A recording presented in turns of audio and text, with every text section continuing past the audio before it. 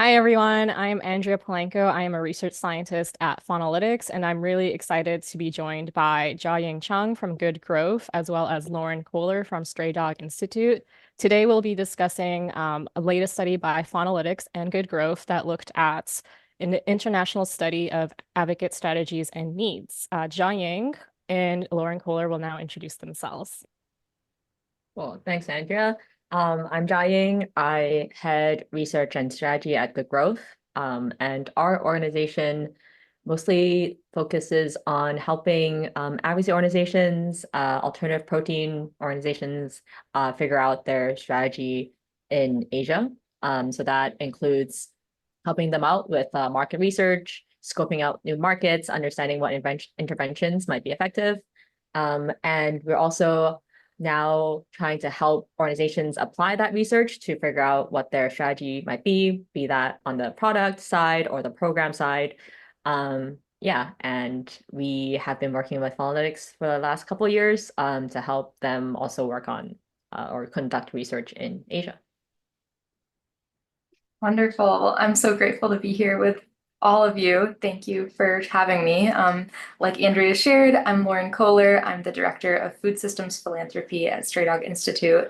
We are a funder, more specifically a private operating foundation that seeks to reduce, reform, and replace the use of animals in the food system. And overall, we're working to cultivate a powerful and inclusive movement for a just and sustainable food system that's broadly based on plants and alternative proteins. And the main areas that we do that through are through trust-based philanthropy or philanthropic giving, thought partnership with our partners across the world, and collaborative projects.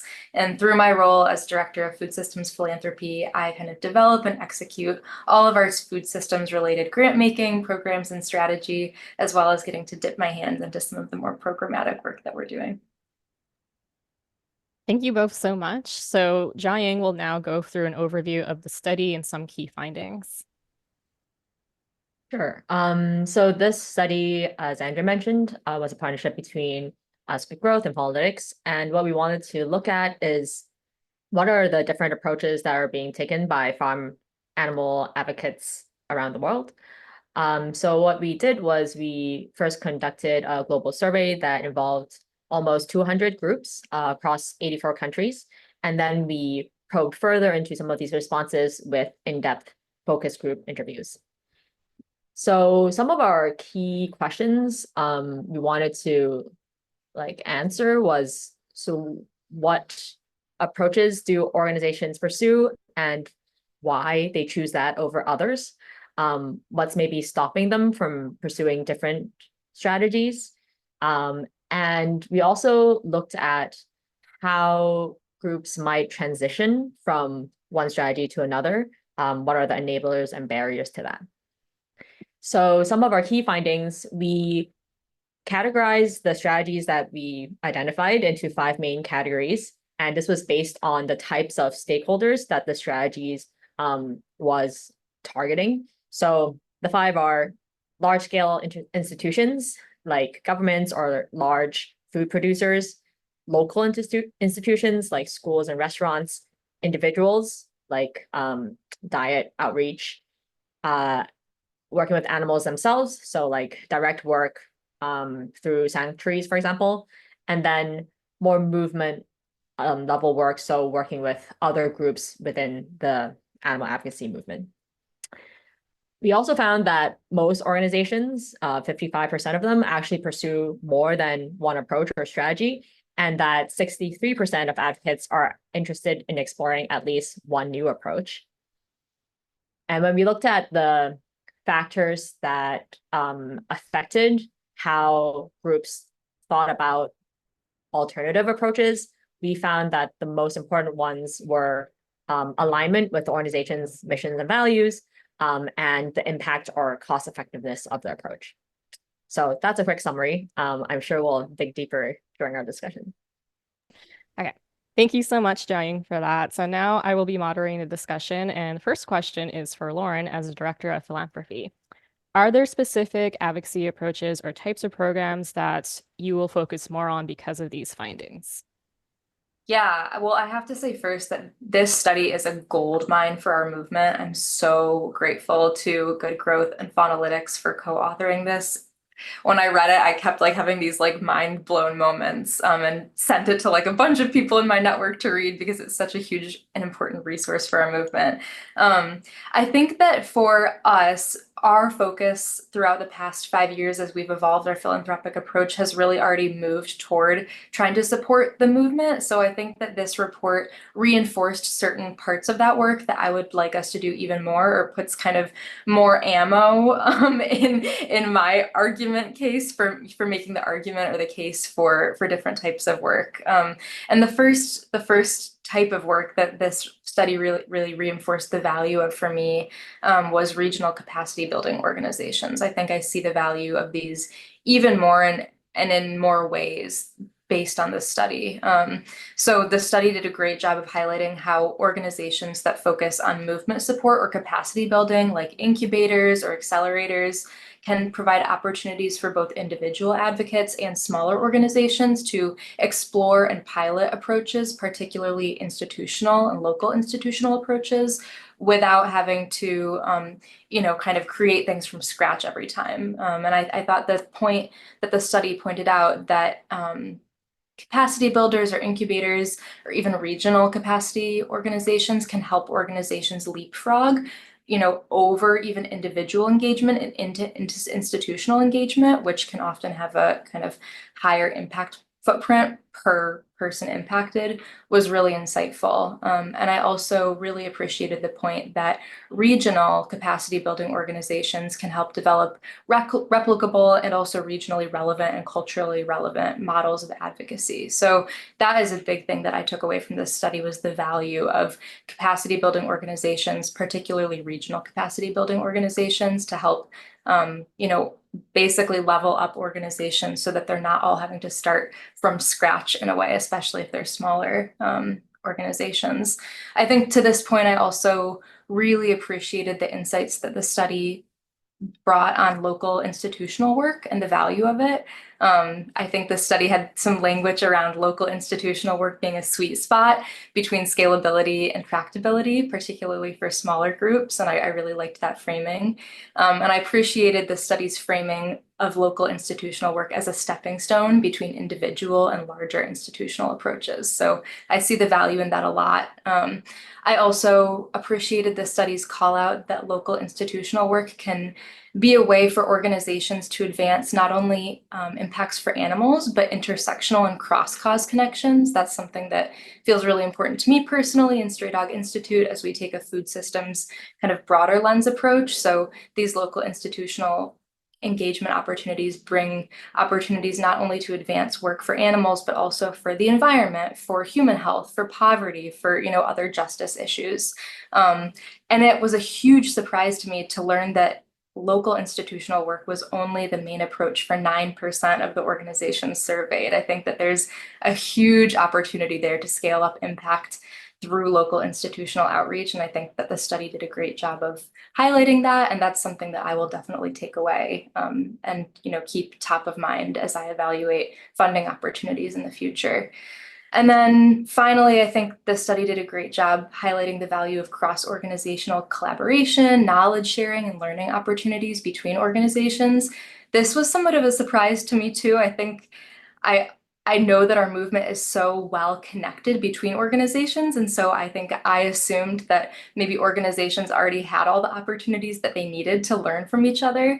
But the study pointed out that organizations and advocates are hungry for more opportunities to learn from each other. And so I think that when the right opportunities arise for funders, including Stray Dog Institute, to make those kinds of possibilities happen, this is an incentive to put resources into that kind of work. And then, of course, finally, I would be remiss to not include the value of research here. This is already a high priority for us, but this study really drove home the need for continued research and research collaborations to understand specific contexts and what the advocacy needs are, in different contexts across the world for different types of advocacy and interventions. So I'll stop there, but those are some of the things that the study really highlighted for me and that I will be, using to reflect into our funding decisions that we make going forward. Wow, thank you so much for that insight, Lauren. I really appreciate that. And did you foresee when you read the report, like any challenges in addressing the needs of the animal advocacy organizations that we identified? Yeah, I mean, I think the study did a really good job clearly identifying that funding is the biggest need in funding needs. I think probably most people in our movement could agree that bringing more funding into our movement is a big challenge, perhaps the biggest challenge for our movement right now.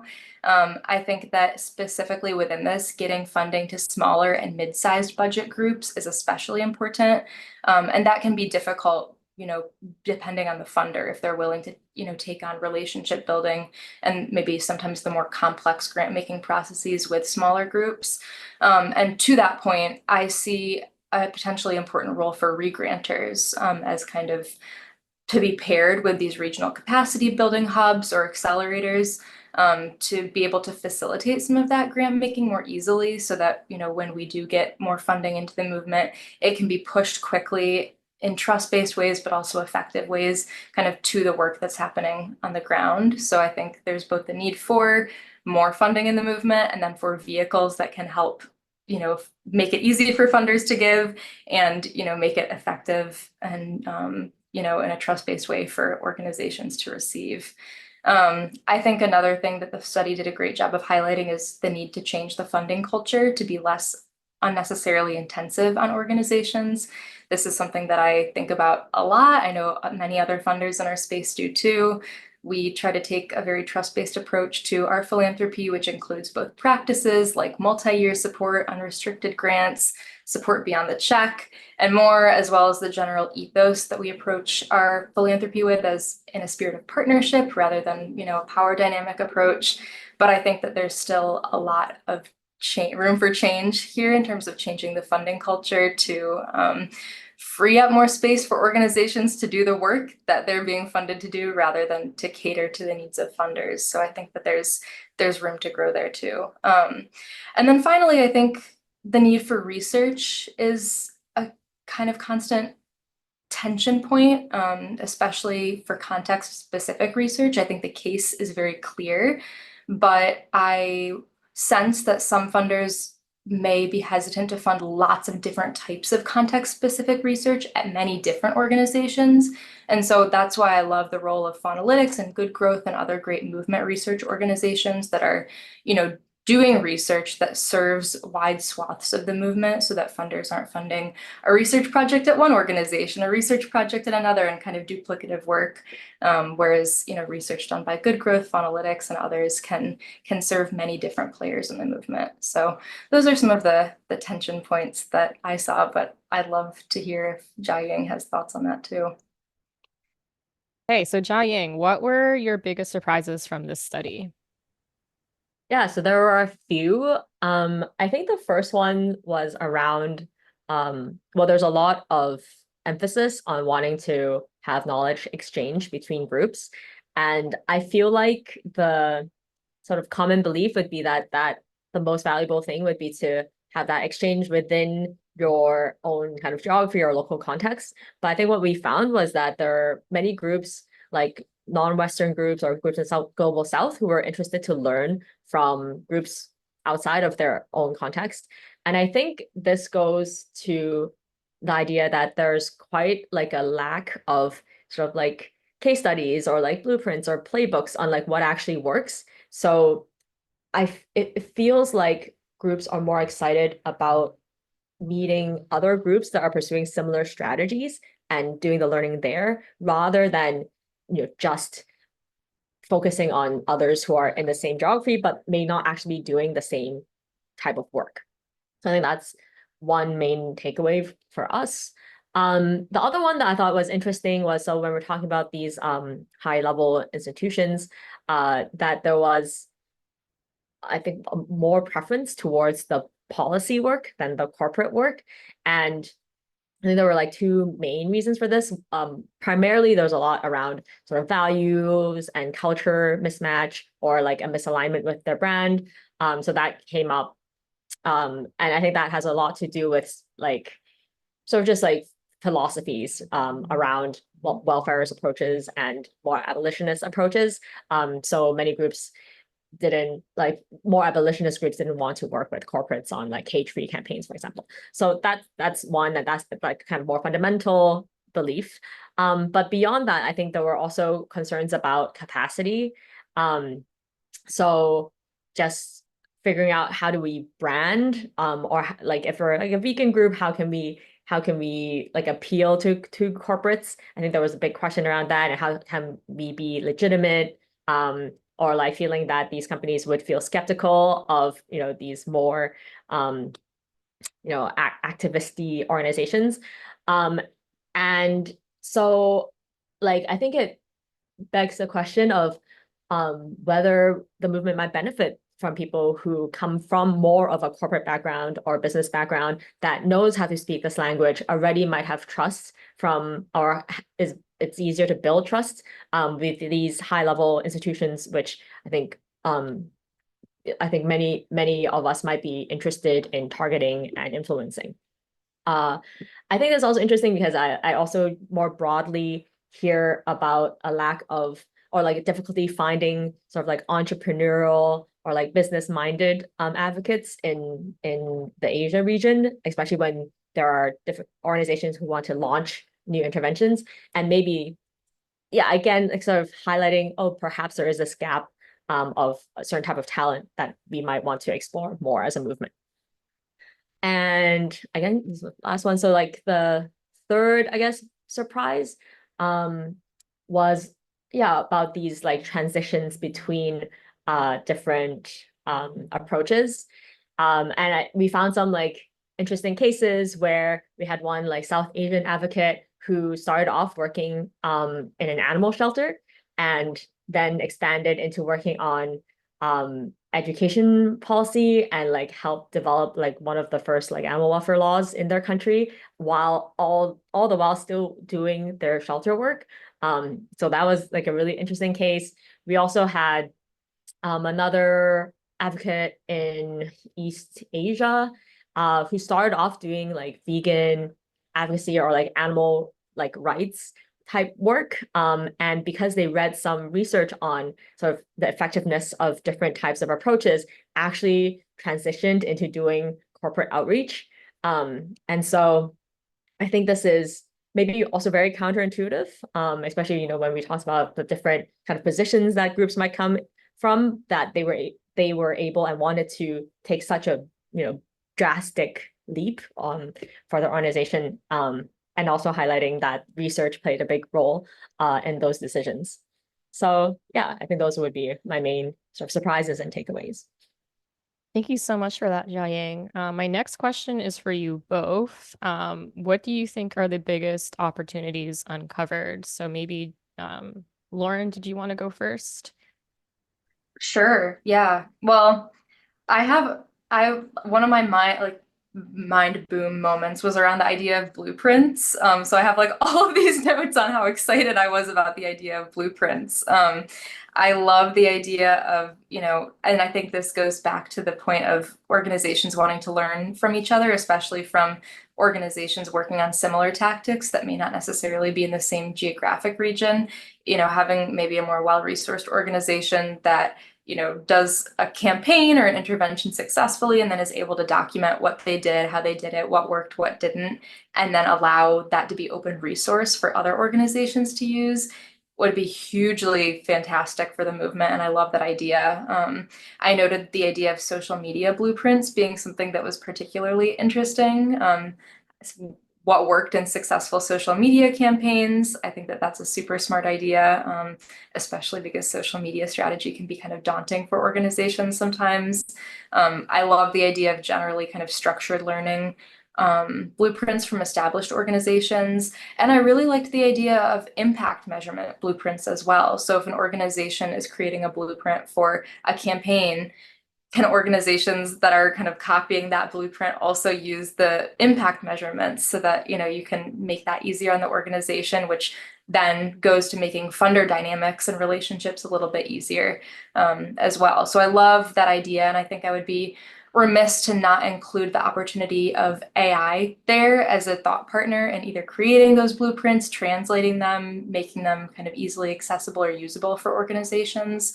I think that, like I said before, I see many more opportunities for funding with regional capacity builders and accelerators. I think we're seeing a wonderful proliferation and blossoming of such organizations across the movement right now. And I think we could use even more, as well as partnerships with regranters between capacity builders and accelerators to not only support organizations in, scaling up their advocacy activities, but also make their funding and fundraising activities a little bit easier. So I think that I see quite some opportunity there, particularly for organizations that are maybe grassroots organizations or mid to small budget organizations. But I'd love to hear what Jah Ying thinks too. Yeah, I mean, my notes are pretty much exactly what you've mentioned. So obviously, like we mentioned a lot about the knowledge exchange. So blueprints, playbooks, I think that makes a lot of sense. I think like the idea of sort of streamlining the whole process from like, how do you design something, maybe even like how do you do the local research to figure out, the contextual factors, and then how do you design it, and then how do you evaluate it, and also having, funders sort of already maybe even like, pre reading or like even like approving, like we think we support this approach. Maybe that makes it a lot easier actually for some of the newer groups, especially who maybe don't have those funder relationships, don't have the trust to say that, oh, hey, we're using a trusted playbook, and maybe that makes things easier for everyone to get things started. So yeah, I think that sounds like a really neat idea.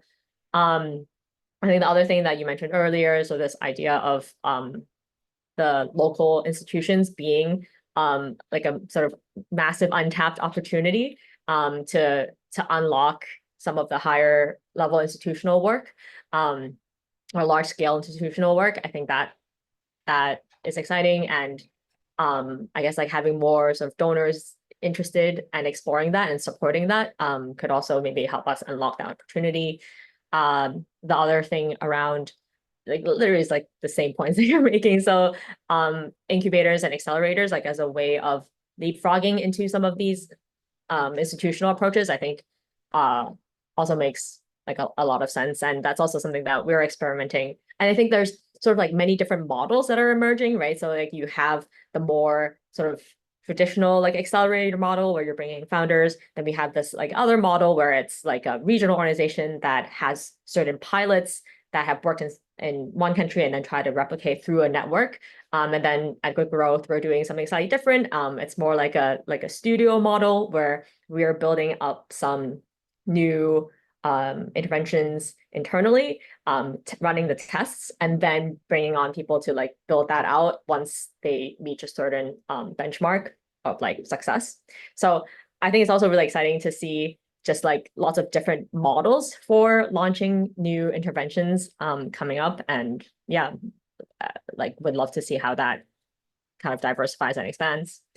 But I guess like to add something new maybe to the conversation, I can take more of like that research angle and what are some opportunities there, and also how can research, I guess, like support some of these opportunities that we've mentioned. So I think one gap that we definitely see from the research that we've done on this study is like case studies. So in order to build those blueprints, we actually need to figure out, well, what has worked and how. So on a sort of individual like campaign project level, there's, I think, a need to at least, well, build those case studies. And so there's some research that would be involved there. I guess another one very specifically that I hear about a lot is also just like corporate campaigns, what makes them successful. I think I think there's more work than just documenting maybe like what an organization has done there. Like there might be a bigger piece of research there. And then another type of case study I think that we're interested in would be how do organizations transition across these different approaches? So we really only have anecdotal information from this study, but to be able to like really go in depth into like the different steps, the different stakeholders that are involved, the different pieces of research that influence the decision, I think that could be really helpful, especially if we want to be encouraging more groups to be exploring other approaches. And I guess like probably reiterating the lens of having like contextual factors here. So the case studies might look quite different, not only across approaches, but also across geographies. And like a little bit of an anecdote is we had one like East Asian advocate who decided to pursue more top-down approaches because they saw success in adjacent areas. So in this particular country, top-down public health policies worked really well, and that's what made them think about pursuing that for animal advocacy, particularly like vegan advocacy. So yeah, that I think there are some really contextual factors that probably will play into some of these case studies as well. And then last thing for like research opportunities, I think is looking more into how can we have more partnerships between researchers and like practitioners or groups. So we saw that some organizations are already doing their own research, but they might not be doing it in a way that's like very sort of systematic or like, you know, academic, or has that kind of level of rigor that maybe is required to build trust with different stakeholders. So that could be their target, or it could be their donors. And at the same time, we have some researchers in the movement as well who want to be doing some of this work. So is there a way of sort of matchmaking this? And I think like one good example would be an organization like Vegan Thesis. So we have, you know, these students, graduates, who want to do impactful projects and could add that level of like academic rigor to aid some of these groups, especially smaller groups who may not be able to afford hiring a researcher full time. So yeah, I think those are some opportunities on the research side that we'd love to see happen. Perfect. Thank you. So just to wrap up this discussion, I have one last question for you both.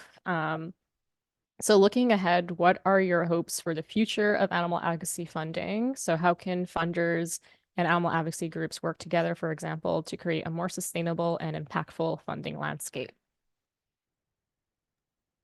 So yes, I think I'll reiterate from my part, I would love to see more funders engaging in best funding practices. And these are pretty simple. I mean, when it comes down to it, they're not specific to the animal advocacy movement.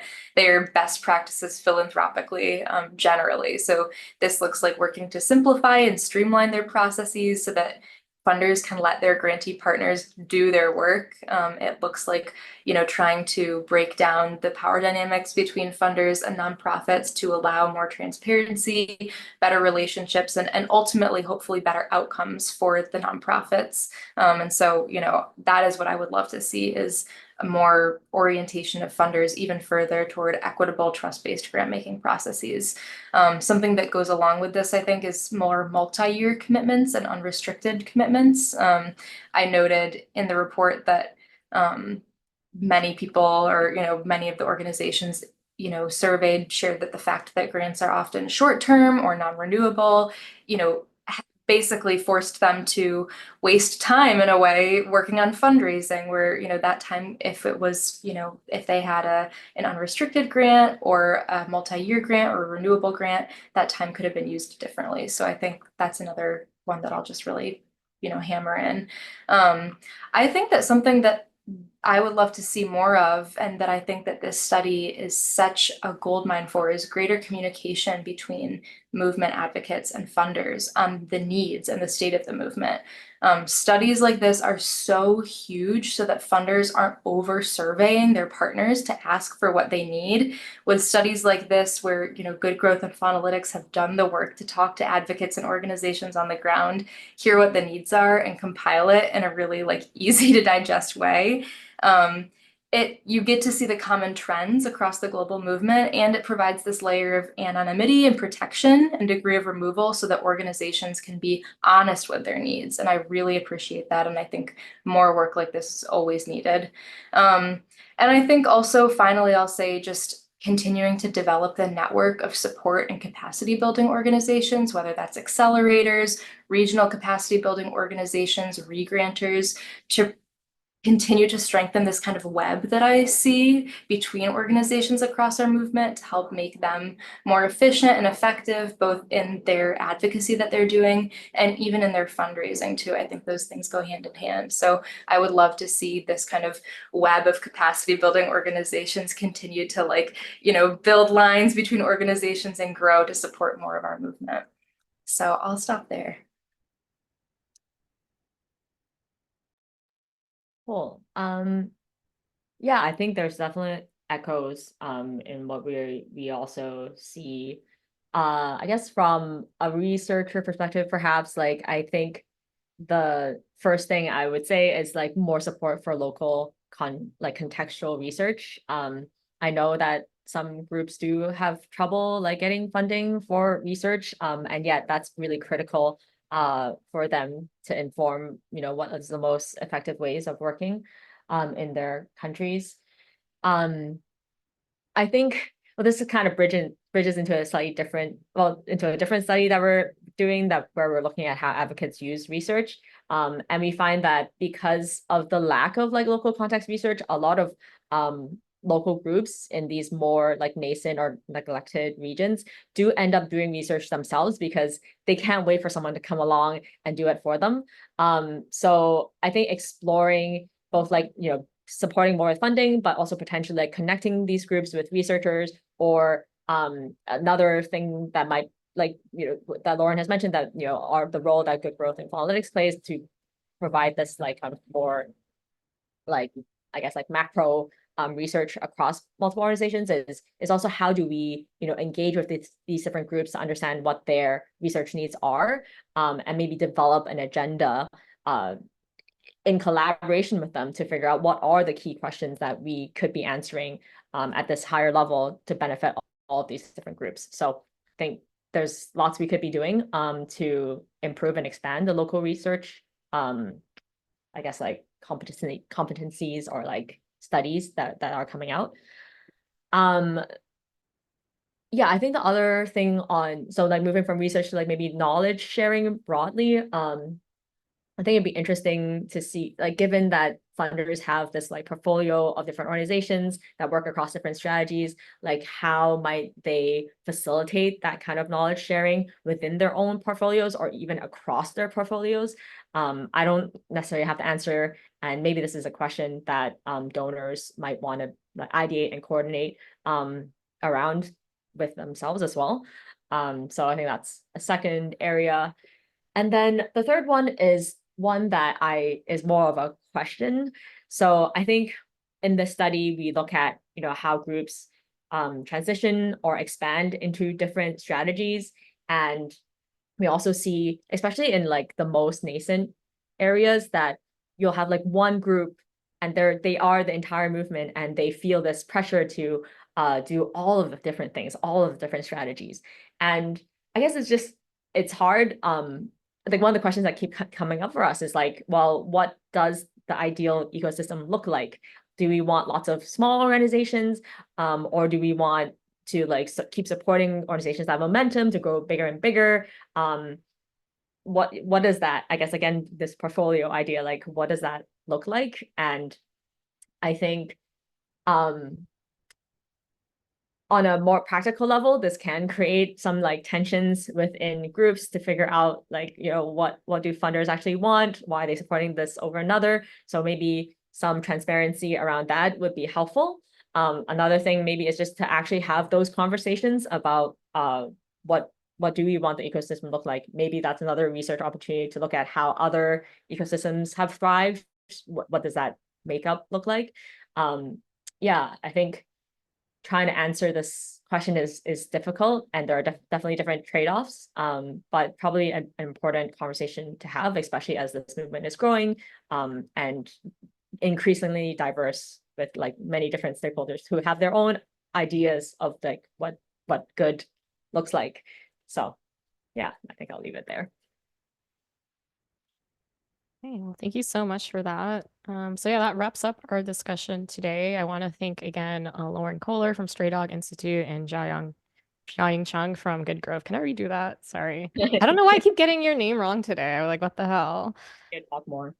Sorry. Yes, I am re-recording that part, Jenna. I apologize because I feel like it's me doing it multiple times. Okay, I want to go back. Okay. Thank you so much. So that wraps up our discussion for today. I just want to thank Lauren Kohler from Stray Dog Institute for being with us today and talking about the funder perspective. And thank you so much, Jah Ying Chung, as one of the researchers on this project. Thank you for going through the overview of the study and your perspectives on it. Thank you both. Thank you to Good Growth and Faunalytics for all of the fantastic work that you're doing for the movement. I'm so grateful, and this is a fantastic study. So I guess I'll say if you're watching this and you haven't read the study yet, go and read it because it's really good. But thank you both so much for the hard work on this. It's really appreciated. Thank you for the kind words. Yeah, thank you. And I think like also thank you for like engaging with the study, and it's really fascinating to hear how you're updating your thinking and how that might actually influence your strategy, decision making, resource allocation going forward.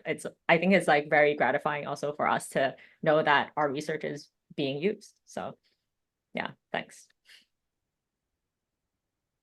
Bye, everyone.